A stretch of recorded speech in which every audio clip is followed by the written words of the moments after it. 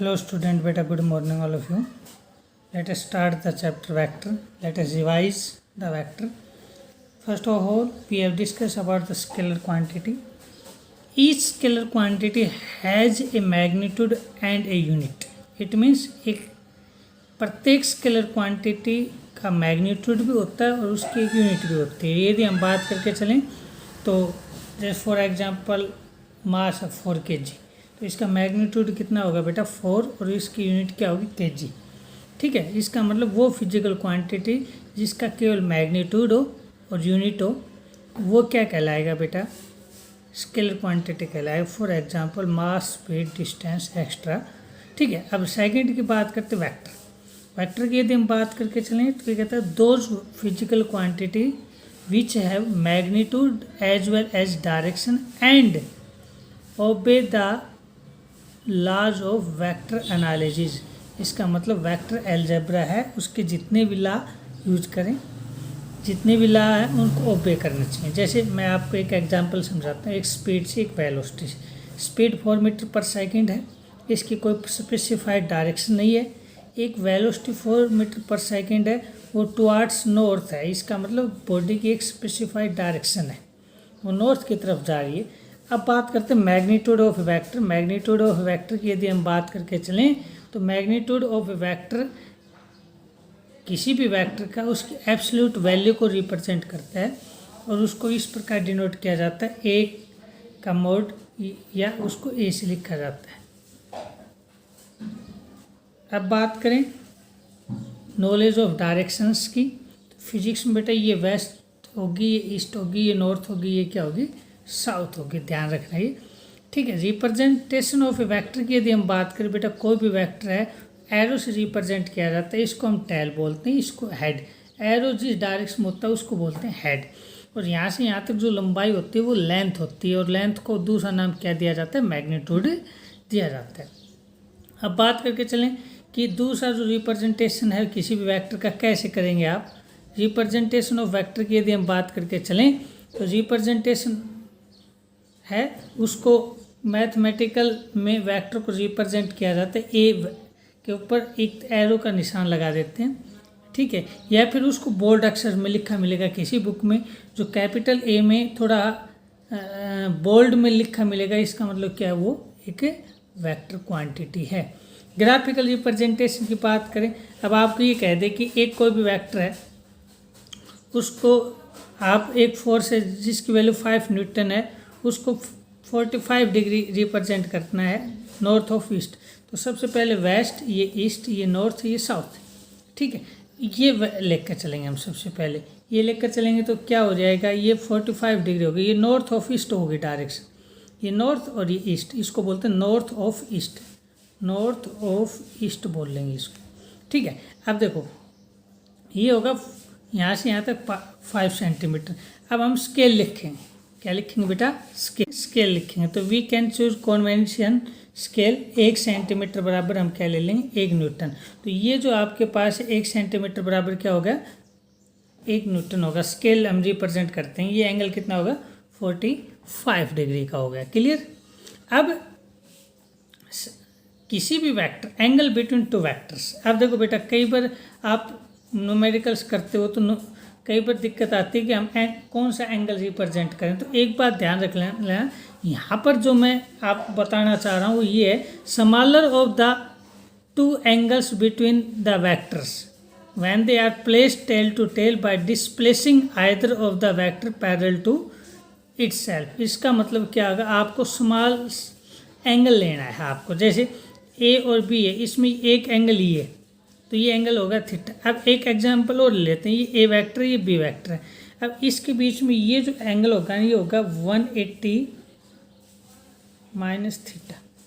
ठीक है, तो आपको क्या रिप्रेजेंट करना है, आप इसको इस प्रकार रिप्रेजेंट करना है. ये ए वेक्टर होगा, ये बी वेक्टर होगा, ये इस प्रकार. ये एंगल कितना होगा, थीटा. तो ये एंगल स्मॉलर एंगल लेकर चलना है आपको जो भी. ठीक है, यहाँ पर मैंने आपको जो पॉइंट लिख रखा वो समझना आपको कि smaller of the 2 angles between the vectors when they are placed tail to tail. ठीक है, by displacing either of the vector parallel to itself. इसका मतलब ये हुआ। अब देखो 3 वेक्टर्स हैं आपके पास, मान लो अब एक एग्जांपल ले लेते हैं, ये लो 3 vectors A and B are shown. A vector ये 30 डिग्री अलोंग एक्स एक्सिस के साथ, अलोंग एक्स एक्सिस के साथ बी इतना 30 डिग्री, और अलोंग एक्स एक्सिस के साथ सी है वो इतना एंगल बना रहा है, ये ध्यान रखना। अब इसमें एंगल करेंगे तो सबसे पहले ये क्वेश्चन आ गया कि find the angle between A and B, B and C and A and C. तो ये कहता है कि सबसे पहले आपको एक एग्जांपल बताता हूँ। जब भी आपको एंगल निकालना है तो to find the angle we connect the tails of 2 vectors, 3 vectors, 4 vectors जितनी भी हैं। अब देखो इसकी टेल ये है, बी की भी टेल यही है, सी की भी टेल यही है। अब देखो ये एंगल कितना बन रहा है 30 डिग्री, ये बी के साथ एंगल कितना बन रहा है 30 डिग्री, ठीक है। ये टोटल एंगल कितना है 45 डिग्री, ये टोटल एंगल कितना है 45 डिग्री। ये एक्स है, एक्स और सी के साथ एंगल ये जो पूरा बन रहा है ये 45 डिग्री। क्लियर होगी बात। अब देखो ये ए और बी के बीच की बात आए तो 30 डिग्री ये, 30 डिग्री ये, एंगल कितना होगा 60 डिग्री। बी और सी की बात करें टोटल कितना है 45, ये एंगल कितना बनेगा 30, तो कितना बच गया 50 डिग्री बच गया, बस 15 डिग्री बच गया। अब देखो यदि ए और सी की तो ये कितना होगा 30 डिग्री, इसके साथ टोटल एंगल कितना बन रहा है 45 डिग्री। 30 + 45 किसके बराबर होगा 75 डिग्री। तो आप इजीली इसको निकाल सकते हो, ठीक है। अब नेक्स्ट की यदि हम बात करके चलें बेटा नेगेटिव वेक्टर। नेगेटिव वेक्टर की बात करें, आपको कोई भी एक वेक्टर गिवन होगा, मान लो ये ए वेक्टर है, इसकी वैल्यू आपके पास है 2 सेंटीमीटर, मान लेते हैं 2 सेंटीमीटर, और कोई कहेगी इसका नेगेटिव वेक्टर का एग्जाम्पल बताओ इसका।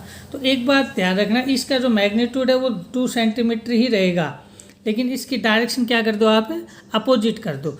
जितना ये मैग्नीट्यूड है उतना ये मैग्नीट्यूड रखो, और इसकी जो डायरेक्शन है वो क्या कर दो बेटा अपोजिट कर दो। इस प्रकार कोई भी वेक्टर बनेगा वो क्या होगा बेटा नेगेटिव वेक्टर रहेगा। क्लियर हुई बात बेटा। जो पढ़ रहे हैं वो laws of addition and subtraction, important article है। सबसे पहले हम triangle law of vector addition पढ़ते हैं। ट्राइंगल्स का मतलब क्या होगा 3 साइड, सिंपल सी बात है। तो ये कहता है कि आपको addition two vector represent in same physical quantity, एक ही फिजिकल क्वांटिटी के 2 वेक्टर रिप्रेजेंट होंगे। जैसे मान लो आपके पास 2 वेक्टर दे दिया आपको, ए बी, इसको बोलेंगे A B vector, C D इसको बोलेंगे सी डी वैक्टर। आपको ये 2 वैक्टर गिवन है और आपको इसी का triangle law of vector addition निकालना है। तो क्या करेंगे, सबसे पहले हम इसको सेम डायरेक्शन में लेकर चलेंगे, सेम डायरेक्शन में लेकर चलेंगे सेम। तो ए से बी ये आपके पास हो जाएगी, ए से बी ये ले ली, सी से डी ये, समझ में आ गया।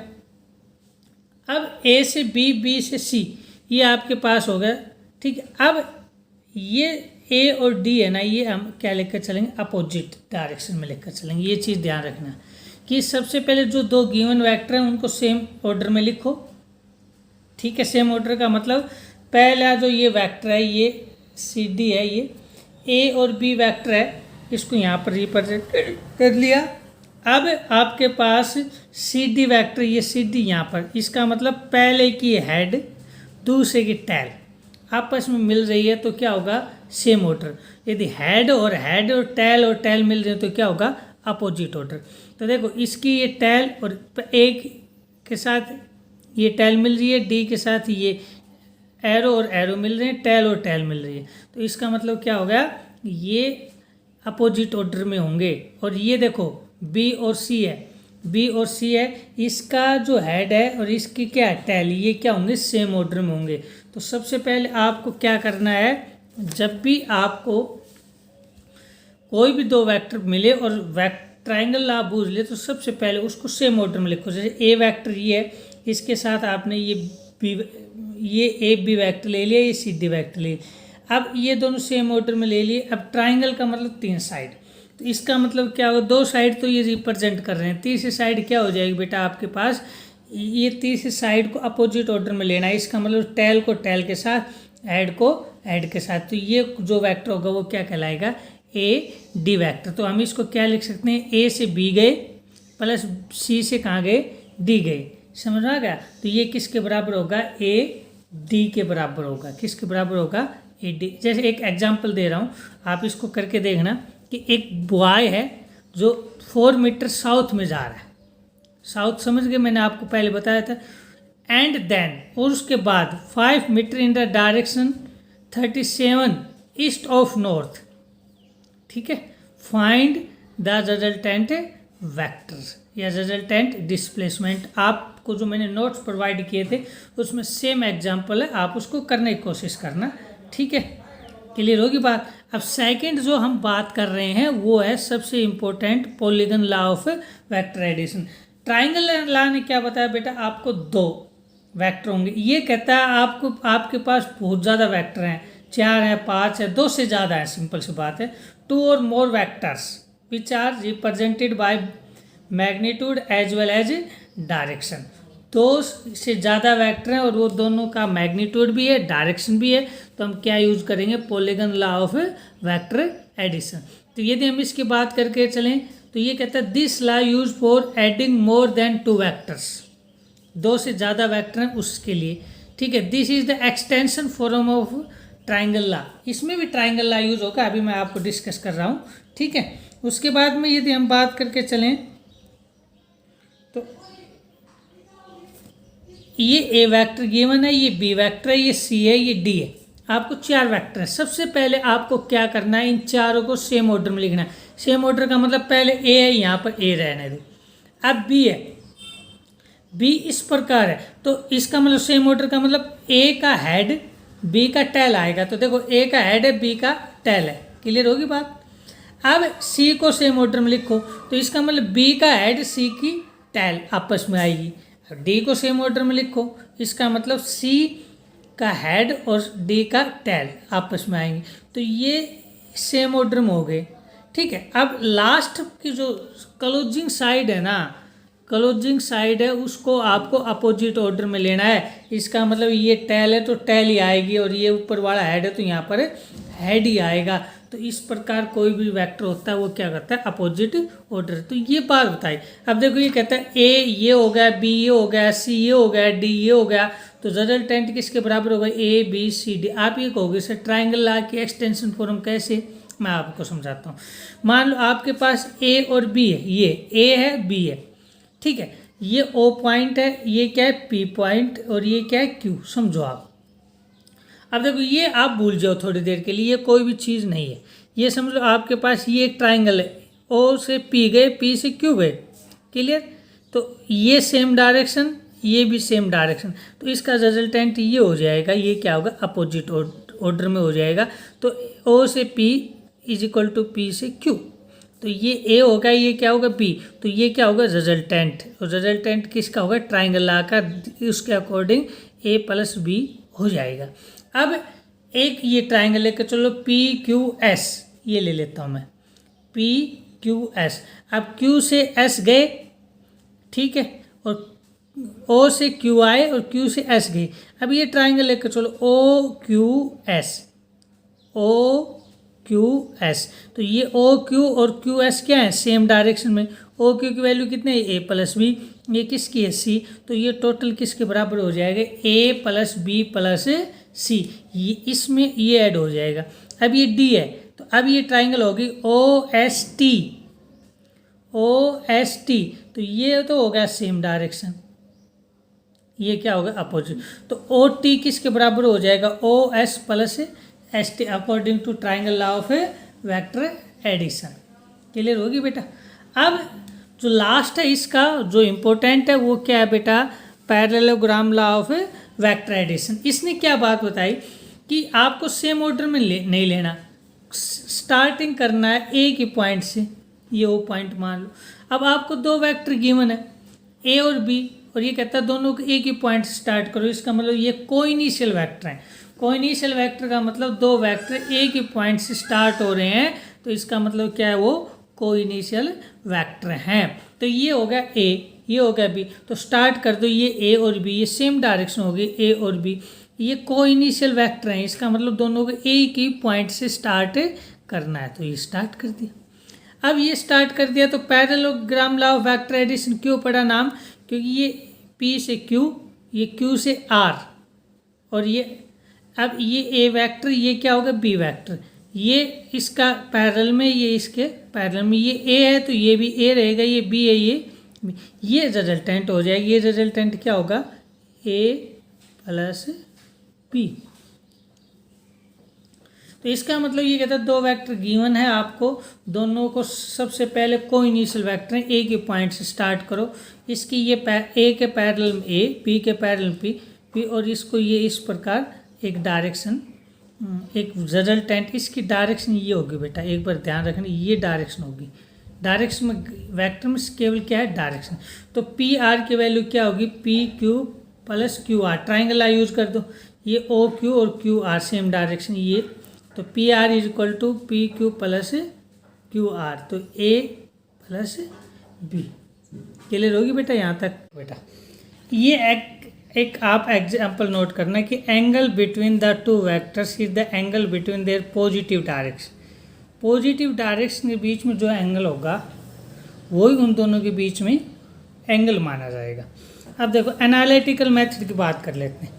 पी क्यू एस टी, ये ए वेक्टर है, ये बी वेक्टर है, ये इसके पैरेलल में बी होगा, ये इसके ए के पैरेलल में होगा, ये रिजल्टेंट वेक्टर होगा। ये हम परपेंडिकुलर ड्रा कर लेते हैं, ये वाला। क्लियर। अब यदि हम बात करके चलें, ये ट्राइंगल लेकर कर चलते हैं पी ई एस, कौन सी पी ई एस। यदि हम इसकी बात करके चलें पाइथागोरस यूज कर दो, ये क्या हाइपोटेनियस, तो पी एस का square is equal to P E का स्क्वायर प्लस एस ई का स्क्वायर। आपको पता है पाइथागोरस क्या थ्योरम क्या होते हैं, उसको आप आसानी से यूज कर सकते हो। तो ये हो गया। तो अब देखो ये पी ई का स्क्वायर प्लस एस ई का स्क्वायर, ये प्लस ये। अब देखो बेटा ये पी ई है, इसको मैं तोड़ सकता हूँ P Q plus Q E में तोड़ सकता हूँ। ठीक है, ये मैंने पी ई को क्या लिख दिया P Q plus Q E का स्क्वायर प्लस एस ई का स्क्वायर। अब देखो पी क्यू की वैल्यू कितनी है ए ले लिया, क्यू ई यहाँ से आप ये ट्राइंगल लेकर चलेंगे छोटे वाले, इसमें थीटा की वैल्यू निकालेंगे कोस थीटा की। कोस थीटा आपको पता है क्या होता है बेस अपॉन में हाइपोटेनस, बेस क्या है क्यू ई, हाइपोटेनस क्या है क्यू एस, इसकी वैल्यू कितनी बी।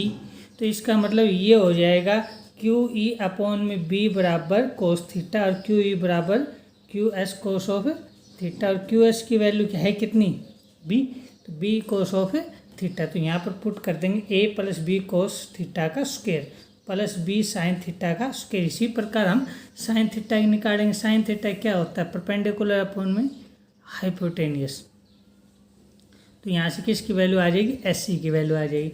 तो इसको हम ओपन करेंगे A square plus B square plus 2ab cos of theta, तो A square plus B square cos square theta plus 2ab, तो ab कोस ऑफ थीटा आ जाएगा प्लस इसको लिखेंगे बी स्क्वायर साइन। अब देखो ये B square cos square theta और ये B square sine square theta, इसमें से हम बी स्क्वायर कॉमन ले लेंगे, क्या बच गया कोस square theta plus sign square theta, इसकी वैल्यू क्या हो जाएगी बेटा 1। तो पी एस का स्क्वायर किसके बराबर होगा A square plus B square plus 2ab cos of theta.